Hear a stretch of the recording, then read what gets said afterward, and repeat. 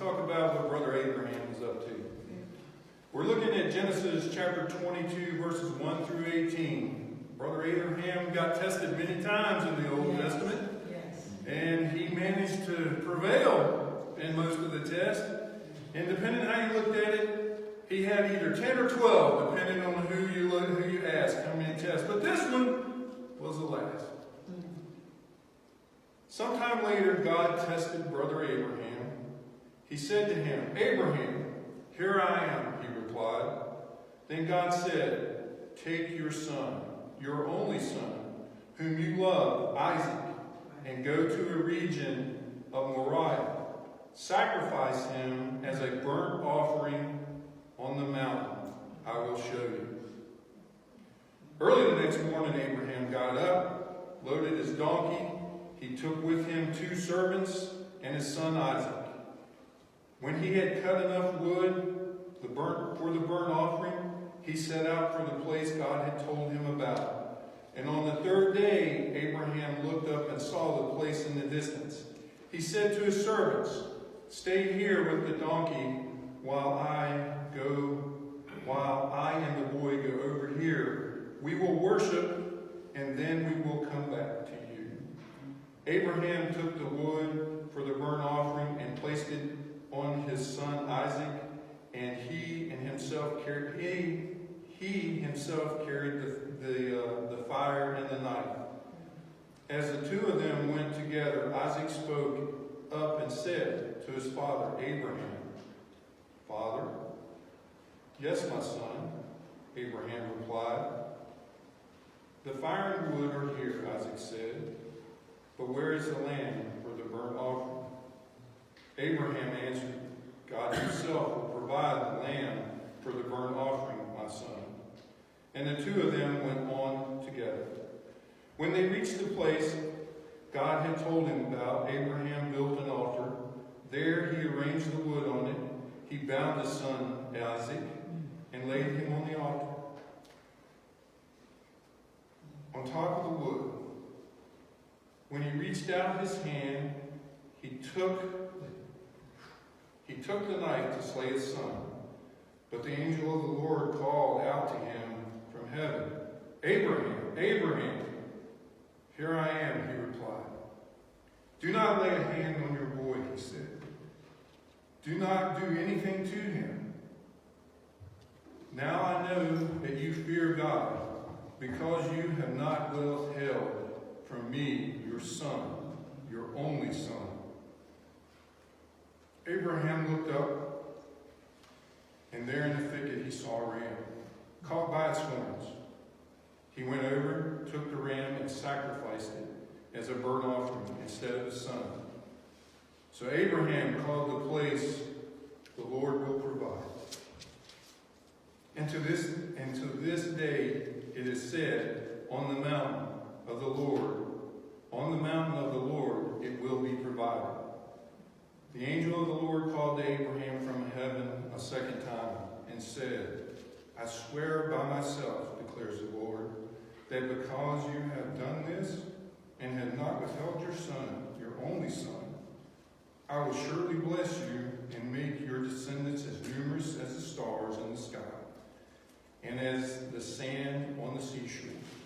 Your descendants will take possession of the cities of their enemies, and through your offspring all nations on earth will be blessed because you obeyed me." May the Lord add a blessing to the reading and hearing of his word. I'm sorry about that. It's something, if you have children and you think about trying to do something like that, the faith and the obedience that it would take to do that. It's hard sometimes to wrestle with it. I think Abraham wrestled with God once, didn't he? For sure. Yeah. Let's think about this. God gave Abraham a job. He asked him something. He gave him an opportunity or a test. And he says, "Take your son." And he gives him the assignment. Let's look at it a little bit better. He gives him the assignment. What's the first thing Abraham does? He wakes up the next morning and he sets his feet on the path that God asked him to get on. He didn't wait. He didn't hesitate. He said it. He made preparations for the journey. So he got everything together with no hesitation. You don't get the idea. It's like when he woke up that morning, he started on the job that God had given him to do. That day. He didn't wait till tomorrow. He didn't make any excuses. No hesitation. He started. He leaves as soon as everything is together. As soon as everything is together, he's out the door. Heading to where he needs to go. He walks for 3 days. No sightseeing. You don't hear that he stopped and talked to anybody. No sightseeing. Straight to what the Lord asked him to do. He arrives at the mountain. Tells the 2 servants to stay aside. And then him and his son are going to go and worship on the mountain. He doesn't take anybody with him. The only people that are going to know what happens on that mountain are God, Abraham, and his son. The only thing is, the son's pretty bright. He says, "Hey, we got fire, we got wood, we got the knife. Where's the offering?" And I can't even imagine. But the answer is, God will provide. Isaac doesn't know that he's the offering, or the intended offering. But then the son continues. Never another question. Gets to the point where the altar's to be built. He doesn't waste any time. He builds the altar, puts the wood on it, binds his son Isaac, and lays him on top of the wood. Grabs the knife, and is going to slay his son Isaac. The Lord intervenes, sends an angel. The angel tells him that he isn't going to sacrifice his one and only son. And it is not to happen. In this, we start to see the foreshadowing of what God is going to do.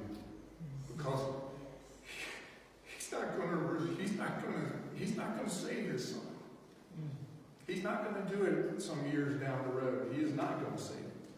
He's not going to require an obedient servant to sacrifice his son. But God is willing to do that sacrifice for the sins that we commit each and every day. For the things that we don't do and the times we don't obey him. All that he's going to do someday. His son. And God had promised him a long time ago. He promised Abraham what? His children will be as many as the stars, as many as the grains of sand on the seashore. That they will change the entire world. Just so you know, all our brothers and sisters of Abraham, if you haven't figured that out. And because, why did he do that? Do y'all know why God did that? Because he obeyed. Just because I know that, you should know a little history about that spot. Abraham, he named it God Will Provide, Mount Moriah.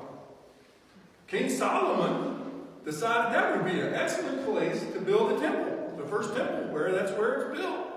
And wouldn't surprise you to know that the Muslim mosque, or the Muslim temple, what do they call it? I got it in here somewhere. Al-Aqsa. Huh? Al-Aqsa. Oh, yeah. But they call it the Dome of the Rock. And where is the Dome of the Rock located today, folks? Jerusalem. In Jerusalem. Somebody told me the cornerstone for the new temple's already been designed. The takeaway that we have here, God gives us all opportunities each day. You can call them opportunities or you can call them tests. You wake up every day, sometimes if you're listening to the Lord, He'll tell you to do something. And it's in your hands what you do with that. Are you going to do like Abraham and immediately start to prepare and carry out the request that the Lord makes of you? Is that what you're going to do? I mean, I'm going to be honest. I get some of those things and I'm like thinking, man, no, I'm not good. No, I'm just not going to do it. No, I don't. Let's see. Wow. I'm not smart enough. I can't figure it out. I mean, you know, how many excuses do we have sometimes when that happens to us? I got to go to work. I can't squeeze it in between that. I can't do. There's a lot of reasons. There's a lot of can'ts. You know, we come up with. You just can't. These opportunities often come in all kinds of different shapes and sizes. Sometimes it's a nudge. You know, sometimes it says, pay the person. You know, some of you've heard recently, you know, you're driving up and you're getting ready to pay for your food at the drive-through window and you say, what do you mean I'm going to pay for their food? You know, my luck, I'm going to go and I am going to pay for the whole mechanic shop at the Ford dealership down here. It's going to cost me about $100 and I'm not going to have it in my pocket. I'm going to have to pull out my credit card and pay for that. Is that a bad thing? Yes, it is a bad thing. You should put your credit card in there and pay for it. If the Lord tells you to do it, we need to start doing it.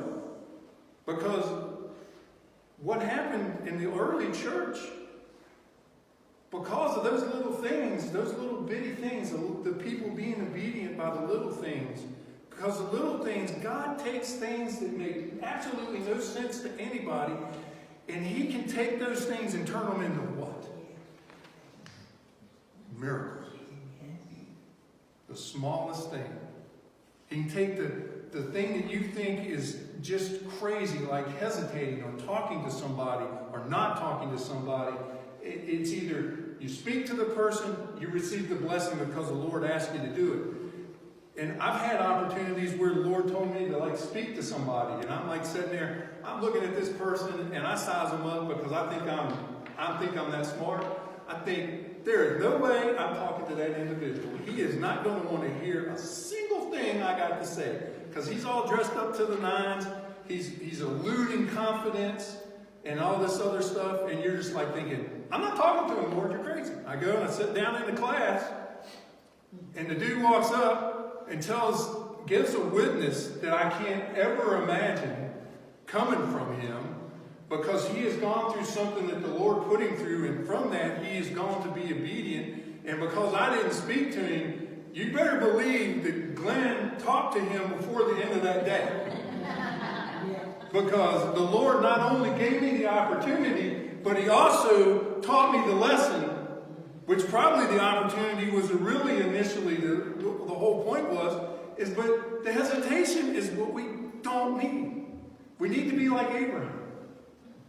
He promised that, you know, you're not going to be here for very long because one thing I have learned, attention spans are like mine, and that's what I'm assuming because I have a short one, and I try to get to the point.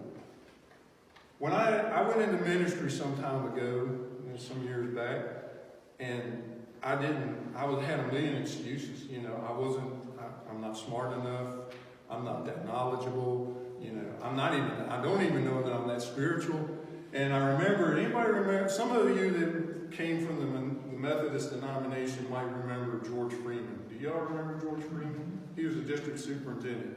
And I was terrified because, you know, I was leaving a job that I understood, and I was going to go do something I had no idea how I was going to accomplish. But somewhere along the line, the courage came to go and be obedient.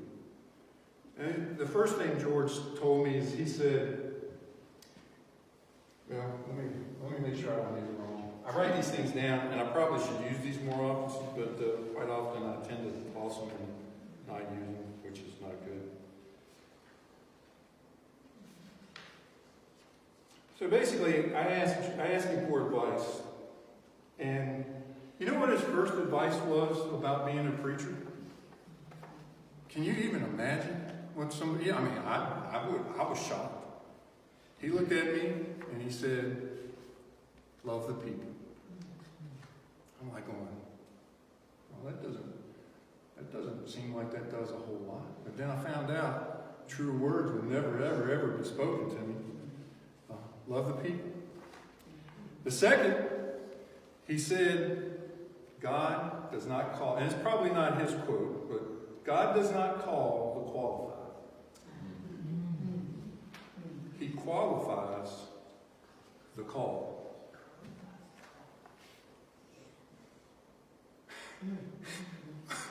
Abraham knew the secret. God will provide. God will provide, always has, and always will. But the thing God has to have from us is faith and obedience. You can't hesitate. You can't wait for tomorrow. If you do, He won't leave you alone. Trust me. Once you start listening to the Lord and He knows that you're trying, He'll give you more opportunities. Sometimes those opportunities get a little quieter as they go on, but He'll give you the opportunity. And Lord, will He provide? I came across a meme recently, which was, I hope I can find it.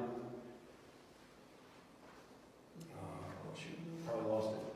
If I can't find it, I'm not going to waste too much time with it, but it wasn't interesting. It came from a secular place called Facebook. And,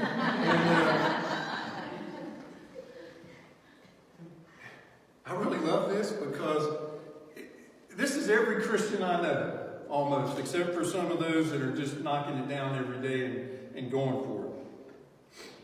The meme goes like this: God has a tendency of picking up a nobody to be somebody in front of everybody without consulting anybody.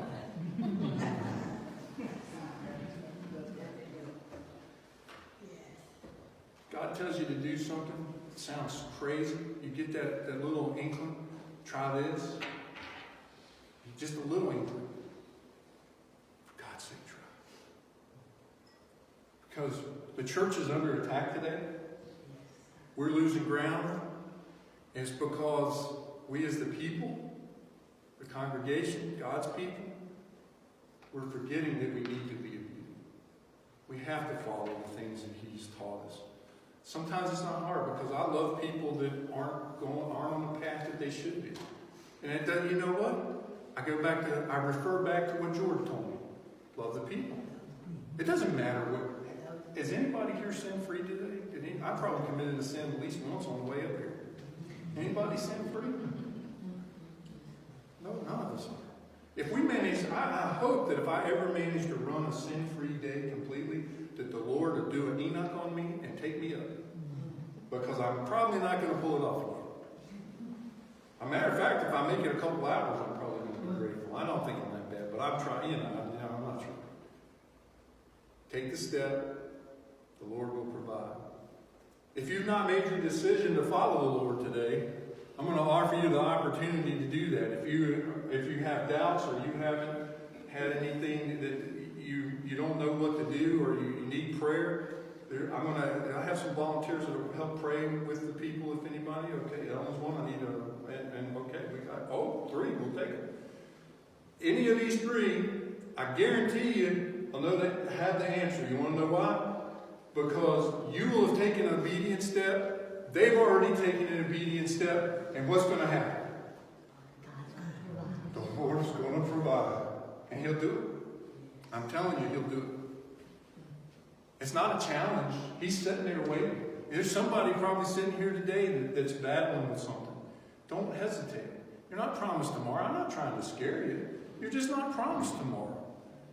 And maybe there's something that you need, there's a position that you need to be in that might literally make the difference in a person's life. I hear constantly where people get told to do something that makes no sense to them. And then later, it makes sense because God's so merciful and so loving of us that He lets you know that you were right. He will. He'll show it to you. It won't take long. It literally doesn't take long at all. It might be an hour or 2, or somebody's going to come up, when you did that, you went and you did this, and you talked to this person, and they've changed. Something happened to them. And all you did was be obedient, love the people, God provided. I'm not even going to tell you to challenge the Lord. He's already promised. He proved it to Abraham over and over again. I mean, I can't imagine. Okay, if you could just get a mustard seed the size of what Abraham's got, what could you do with that mustard seed? So, service is over. We're going to have a closing hymn. During that closing hymn, if you haven't decided to follow Christ and it's something you haven't done, and you feel that today's the day or the Lord has given you the nudge, if there's something that you've got to get rid of in order to clear the way to go further, first of all, there's nothing the Lord won't forgive you. He sacrificed His Son for you. There's nothing He won't forgive. There's nothing that should hold you any further. You should release whatever there is, whatever holds you or prevents you from doing it. Release it today. Release it and give it to God, and He will take care of it. He's already, the price is paid. The toll's paid. You don't have to worry about it. His Son paid it for you. He provided the land.